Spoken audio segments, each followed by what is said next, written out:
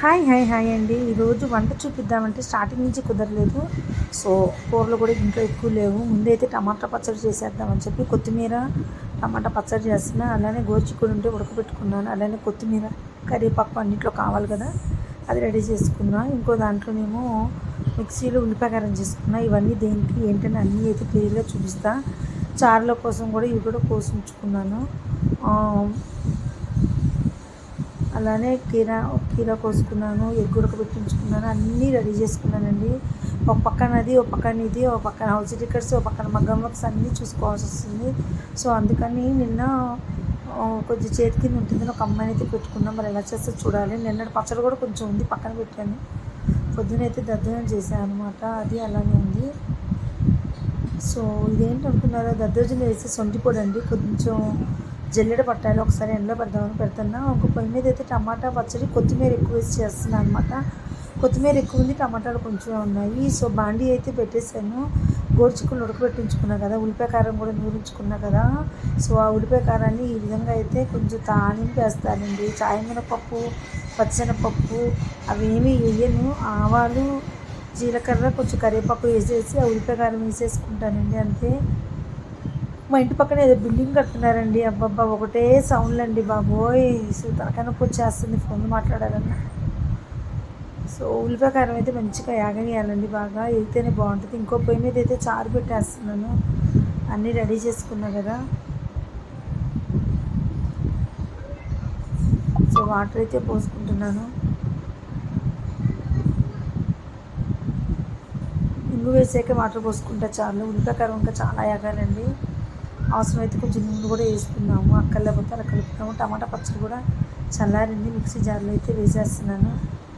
So చారులోకి ఇప్పుడు బెండకాయలు, పచ్చిమిరకాయలు, చింతపండు, టమాటా, ఎల్లుల్లిపాయ ఈ 5 అయితే వేసేసుకున్నానండి. కొంచెం ఉప్పు, పసుపు, చారు పొడి వేసుకుంటే సరిపోతుంది. ఎందులో అయినా సరే పసుపు వేయకుండా అయితే మగవాళ్ళకి పెట్టకూడదండి, అది కూడా కల్తీగానే వస్తుంది. అందుకే పసుపు కొమ్ముల నూనె ఎవరైనా ఇచ్చుకున్నప్పుడు పసుపు కొమ్ముల నూనెలో అవి తీసుకుని పసుపు మరపట్టిస్తే అప్పుడు కల్తీ లేకుండా బాగుంటుంది అనమాట. సో ఉల్లిపాయ ఎందుకే ఆగట్ట మీడియంలో పెడదాము.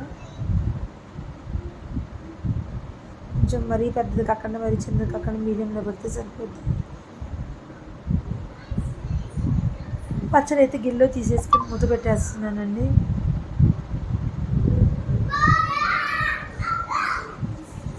మా అమ్మ చిటితలకి ఏం తోచక డ్యాన్స్ వేసుకుంటుంది, టీవీ పెట్టుకుంటుంది, అరుస్తుంది.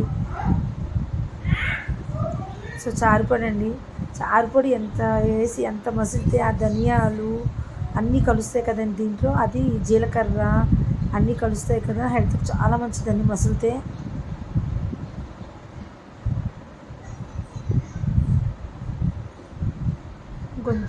కొంచెం ఆయిల్ పోస్తే బాగుంటుంది అనుకుంటున్నా, ఆ పోసాను.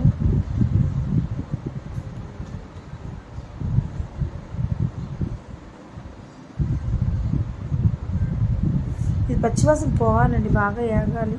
నష్టమేం లేదు వేయించుకోవటం వల్ల. సో ముప్పావంతు ఏగాక నేనైతే ఇది బాగా వడకట్టుకున్నా కదా, వాటర్ లేకుండా ఈ ఉడకబెట్టుకుని ఈ గోరుచిక్కుళ్ళు అయితే వేసి, అందులో అయినా మనం వేసినా ఇంకొంచెం వాటర్ అనిపిస్తుంది. ఆ వాటర్ అంతా దీంట్లో ఇంకిపోయి అదంతా కారం అంతా దీనికి పట్టేంత వరకు వేయించాలి. బాగుంటుందండి. గోరుచిక్కుళ్ళు ఇప్పుడు 3 రకాలు చూపించానండి, ఇది 4వ రకము.